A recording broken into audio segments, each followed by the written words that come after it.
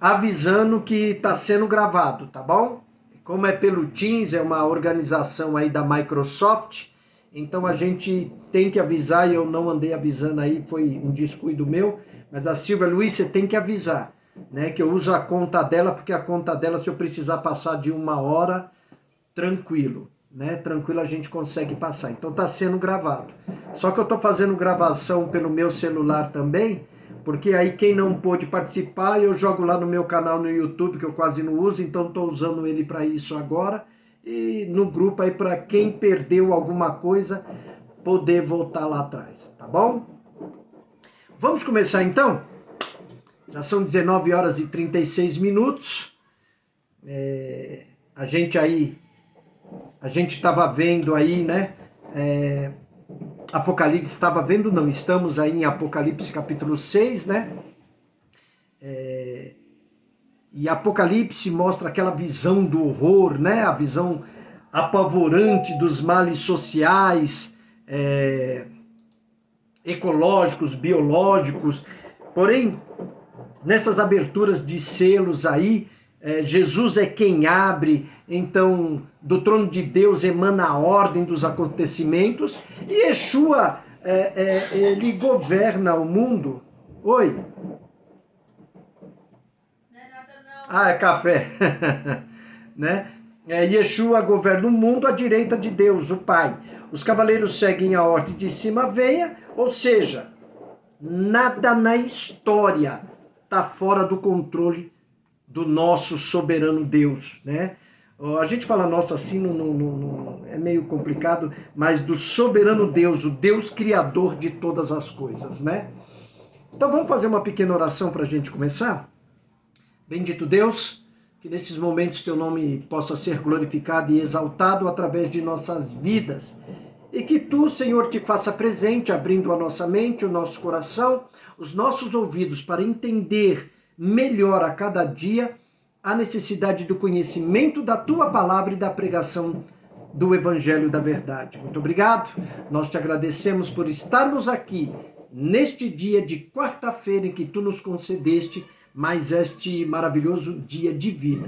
Muito obrigado, nós te agradecemos, ó Pai, em nome do Senhor Jesus. Amém. Vamos lá. Versículo 9 aí de Apocalipse 6, né? 9 a 11. Ele vai falar aí das almas que morreram pela sua fé, né? E essas almas que morreram pela sua fé, elas já se encontram naquilo que nós conhecemos como céu, paraíso, né? Paraíso de Deus, né? É melhor usar a palavra céu, né? Já se encontram no céu. A palavra céu também ela dá o sentido de estado de espírito, né? Então já estão no estado espiritual maravilhoso, já gozando das bênçãos do nosso Deus, da paz, de tudo aquilo que é bom, né? E com a abertura do quinto selo, o cenário agora passa da terra, passa-se ao céu, né? No lugar dos cavaleiros, a gente começou a ver aí os santos martirizados que se encontram debaixo do altar, onde clamam pelo julgamento daqueles que os mataram. Tá aí 6, 9 a 10, tá? São 2 versículos aí. Então a gente passa da causa para o efeito. O que Mateus 24, 9 diz aí pra gente? Ele diz que nós seríamos mortos. É isso que é dito, né? Que nós seríamos mortos, matar-vosão. Isso daí é uma coisa que Jesus deixou bem claro pra gente aí, né? Então, esses aí, no trono, são os mártires da grande tribulação, e sem dúvida alguma eles fazem parte dos pregadores do Evangelho do Reino, pois a passagem diz que eles deram o seu testemunho. Historicamente falando, João vê esses mártires da perseguição lá de Domiciano, né? João dá até o nome de um deles em Apocalipse 2:13, que é Antipas. Então Antipas, ele sofreu a perseguição lá na época de Domiciano, tá? Profeticamente falando, a besta desencadeia uma perseguição enorme contra aqueles que durante esse tempo de angústia professaram o nome de Yeshua, de Jesus, nosso Senhor. Essas pessoas foram mortas mas ainda não ressuscitaram, né? Elas foram mortas e a matança prossegue aí. Alguns estudiosos aí, eles supõem que assim como o sangue que escorria para a valeta que havia ao pé do altar, é assim a vida, e como a vida está no sangue, esses mártires cujo sangue foi derramado ou for derramado, tomarão a posição correspondente ao sangue dos sacrifícios. Gente, é muito bom entender que apesar, a gente tá falando isso direto, apesar da gente ver lá Velho e Novo Testamento, foi escrito o Novo Testamento, mas para se ter uma ideia. Para se ter uma ideia daquele testamento do nosso Senhor, né? Ter uma ideia mais abrangente, tá bom? Mas o testamento é um só, tá? Gênesis, Êxodo, Número, Levítico, Deuteronômio, todos esses livros falam de Jesus, né? Às vezes quando a pessoa abre lá o livro de Levítico, vê aquele monte de sangue lá, não entende nada, passa batido. Mas ali fala de consagração, santificação, o sacrifício do nosso Deus, fala um monte de coisa muito interessante, muito, mas muito interessante mesmo para nós, né? Vamos dar uma lida em Filipenses 2,17. Quem está com a Bíblia abre aí. Eu vou ler aqui, ó. O que Paulo diz com relação a perder a vida, né? Ele disse assim: contudo, me alegrarei mesmo se perder a vida, entregando-a a Deus como oferta derramada, da mesma forma que o serviço fiel de vocês é uma oferta a Deus. E quero que todos vocês participem dessa alegria. Olha que gostoso. Alguém diz aí para mim que é alegria? Alguém pode me dizer aí? Dentro desse contexto. Paz, irmão Edson. Paz, Senhor. Paz, pastor. Alguém aí dentro desse contexto? Eu vou ler de novo, ó. Filipenses 2,17. Paz. 2,17. Contudo, me alegrarei mesmo se perder a vida, entregando a Deus como oferta derramada, da mesma forma que o serviço fiel de vocês é uma oferta a Deus, e quero que todos vocês participem dessa alegria. Paz, pastora. Você vê que coisa interessante aí, ó? Enquanto a gente aí fica aí pensando noutra coisa, Paulo está dizendo aí, ó, que a alegria dele, ó, me alegrarei mesmo se perder a vida. Ó que maravilha, né? Porque o que importa para ele é a vida em Deus, a vida em Cristo, a sua fidelidade para com Cristo, né? Em 2 Timóteo 4,6, vem os mártires como sacrifícios oferecidos a Deus. Então nós seremos, né, se nós formos mortos por causa do evangelho, por causa do testemunho aí, para Deus nós somos vistos como uma oferta para Ele. Uma oferta de sacrifício, uma oferta derramada para Ele. Como a gente vê lá muito aquelas ofertas lá em Levítico, né? Quanto a mim, ó, 2 Timóteo 4,6, quanto a mim, minha vida foi derramada como oferta para Deus. O tempo de minha morte se aproxima. O rapaz não ficou aí, esse rapaz, esse apóstolo, né, já era velho, ele não ficou se lamentando, não entrou em depressão, não ficou choroso, não. Ele começou a se alegrar, tem até um gato aí, ó, participando. Ele se alegrou por saber que ele pôde glorificar a Deus, adorar a Deus até o fim. E que ele adoraria a Deus agora de uma maneira maravilhosa, dando a sua própria vida, né? E as almas, quando nós morremos, ela sobrevive sem o corpo. E elas são também conscientes. Elas não estão dormindo, como alguns teólogos por aí dizem, está dormindo. Elas estão lá no céu, né?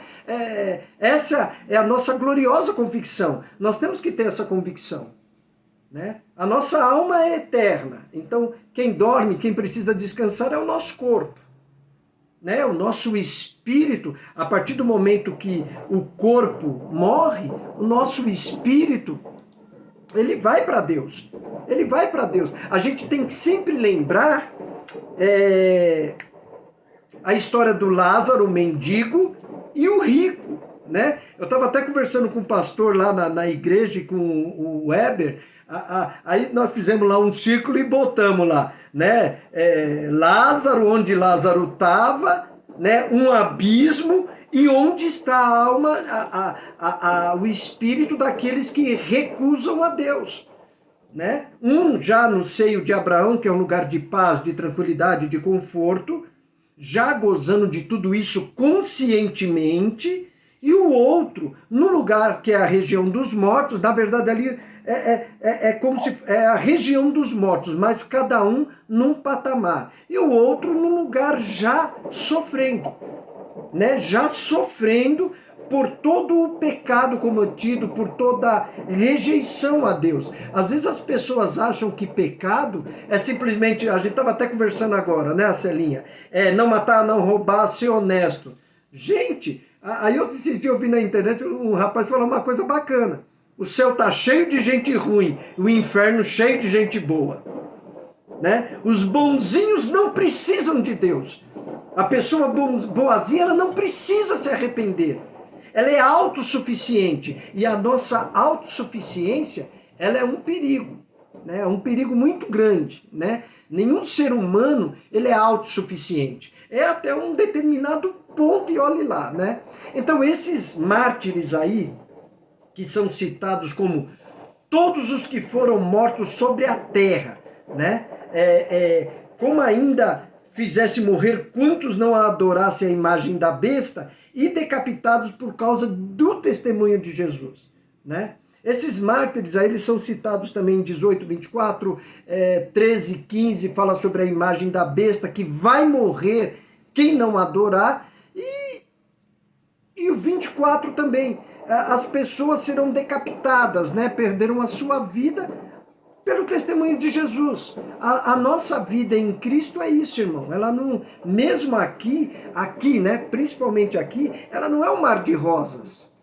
Ela não é. Quando nós começamos a pregar a verdade, é terrível. É terrível. Sabe? Morrer. O que é morrer? Para Paulo, morrer é estar com Cristo. É deixar o corpo e habitar com o Senhor. É entrar na posse do reino. Então, a morte nunca vai separar quem serve a Deus de Deus, né? Quem serve realmente a Deus, né? Nunca vai separar. Nós temos aí vários tipos de teologia, se estão certas ou não, não sei, e também não estou preocupado com isso, mas a gente precisa, irmão, aprender a adorar a Deus. Sabe, a gente precisa.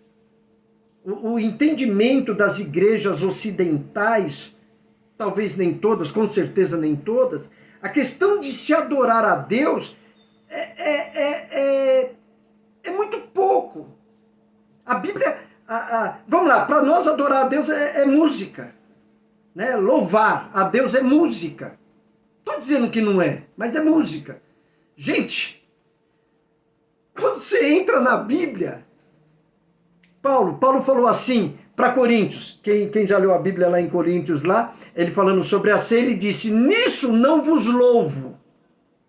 Ué, então se louvar é cantar, Paulo cantava para os coríntios? Alguém pode me explicar isso? Ele usou a mesma palavra, louvor.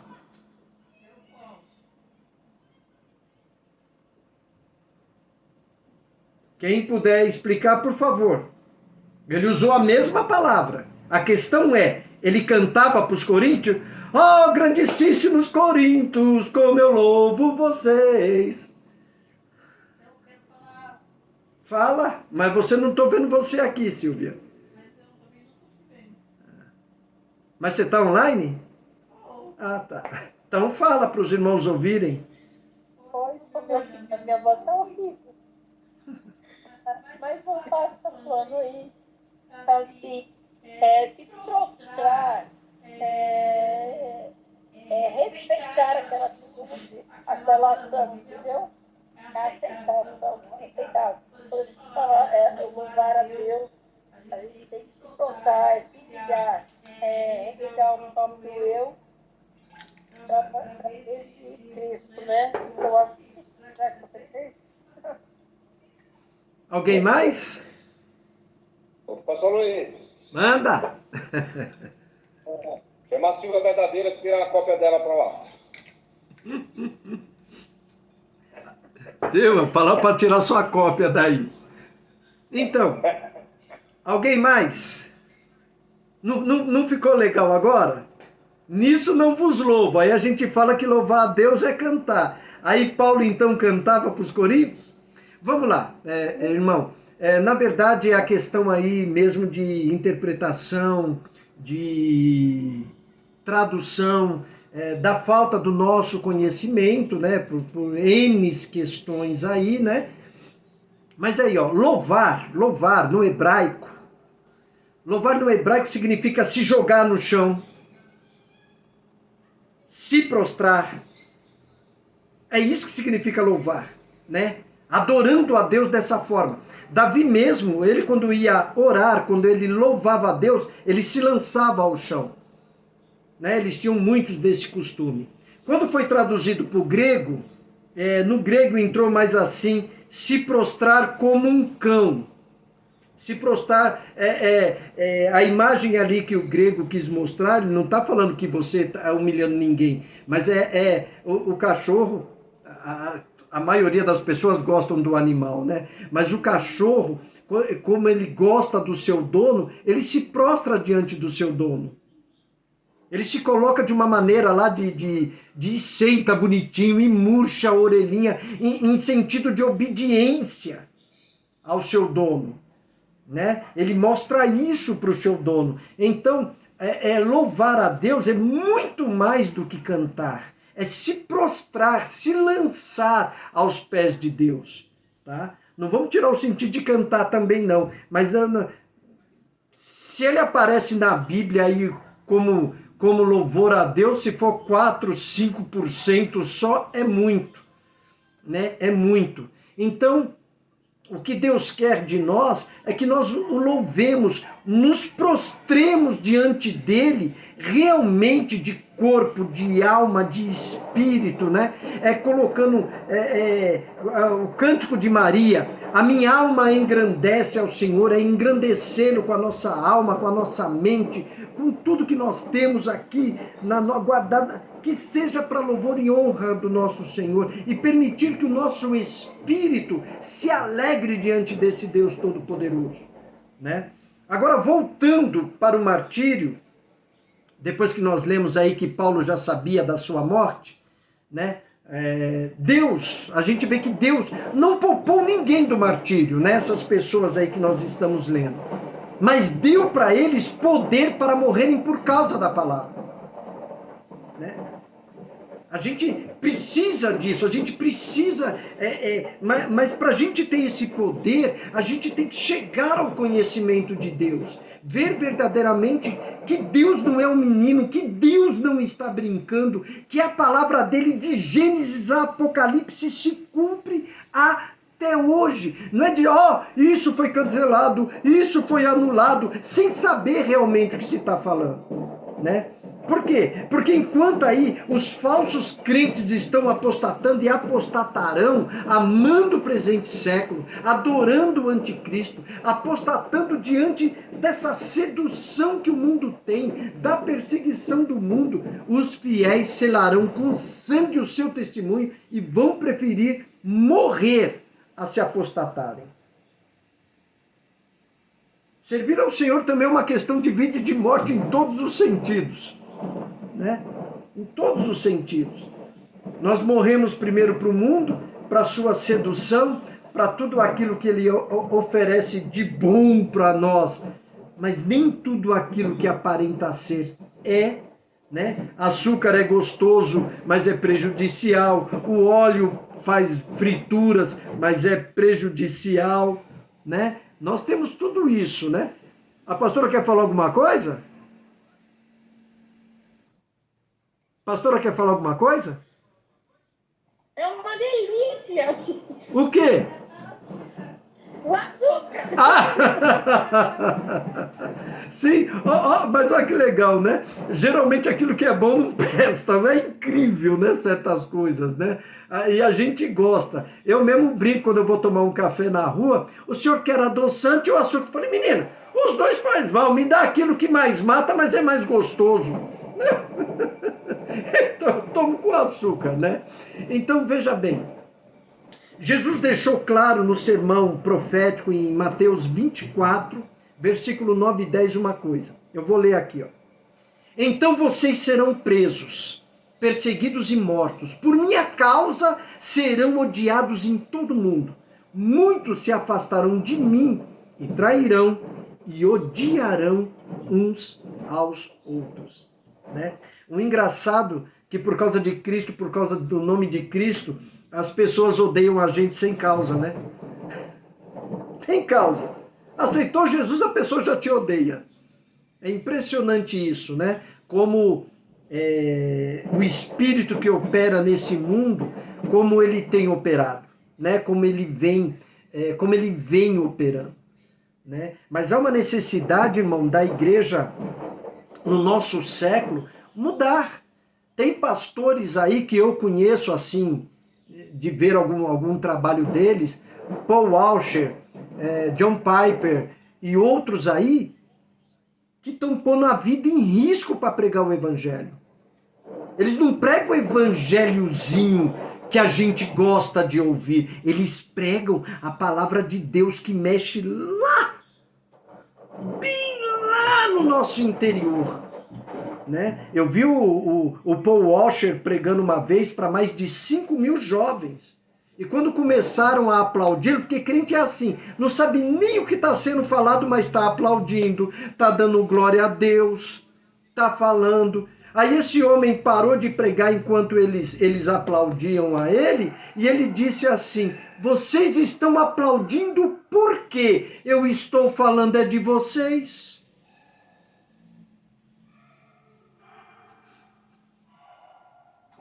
Ele estava falando contra adultério, prostituição, falta de arrependimento, uma série de coisas, mentira, lascívia, um monte de coisa. E o povo começou a aplaudir. Sabe, às vezes o evangelho é pregado como se isso servisse para os de fora. Não, isso serve para mim. O evangelho de Gênesis Apocalipse é arrependimento. Qual foi a primeira palavra de Jesus? Arrependei-vos e crede no evangelho. Vamos lá para os pregadores que o Velho Testamento acabou. Tá, de que evangelho ele estava falando? Ele não estava falando, não era da Torá? Ele não estava falando, não era dos primeiros 5 livros da Bíblia? Não era disso que ele estava falando? Pregai o evangelho, está contido lá em Gênesis.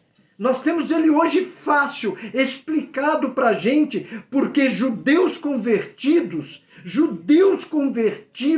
que não acharam a sua vida preciosa, se converteram, se arrependeram, viram o Espírito, que Jesus pregou o Espírito da lei, o Espírito da lei.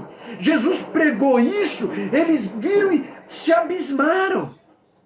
Olha que maravilha! A gente não tinha visto isso, agora viu. É o mesmo caso de Paulo. Não caiu as escamas?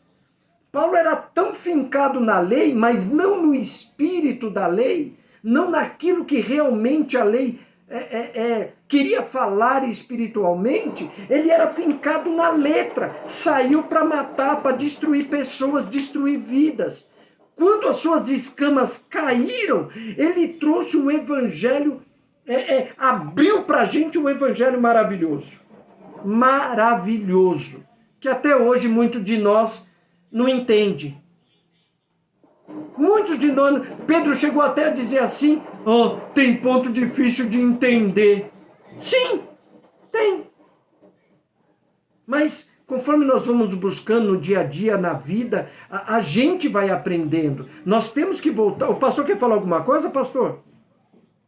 Não, eu estou lendo aqui, o pastor está falando aí, eu fui numa passagem aqui em Atos dos Apóstolos, no capítulo 16, onde fala assim, pastor, ele está seguindo a Paulo e a nós, clamava dizendo: esses homens que nos anunciam o caminho da salvação são servos do Deus Altíssimo. E por causa disso aqui, pastor, o Paulo, na época, libertou aquela mulher, e por causa daquela libertação ele foi preso, né? Ele e Silas, né? Paulo e Silas. E aí, como o pastor estava falando, né? O evangelho está totalmente diferente. O jeito, não o evangelho, mas o jeito de pregação e de pessoas que pregam a palavra. Porque Paulo aqui, a mulher endemoniada lá, falou a real, falou a verdade, que realmente era homem do Deus Altíssimo. Só que ele viu ali, ele viu que ali era um demônio que estava por trás dela. Né? Por causa da libertação que ele fez, foram parar no caso, né, pastor? Sim. E não é isso que querem fazer agora novamente? Você expulsa um demônio e tu vai preso. Olha como estão as coisas, né, pastor? Olha até que ponto a gente estamos chegando. Sim. Então, assim, vamos abrir os nossos olhos, né? Nos voltar a cada dia mais para Deus e para a sua palavra verdadeira, né? É por isso que há muita confusão, né? Muita confusão. Porque do jeito que é pregado, irmãos, como é que que Jesus Cristo acabou com a lei. Que Paulo... Que poder que... Agora fala para mim, que poder que Paulo tem para acabar com a lei que foi Deus que deu? Em que sã consciência alguém abre a boca para falar isso? Interpretação totalmente errada. Errada. Existem leis, irmãos, que são para Israel e ela é eterna e Israel tem que cumprir. Sabe o que está acontecendo lá em Israel? Não está havendo chuvas há muito, muito tempo por causa do pecado.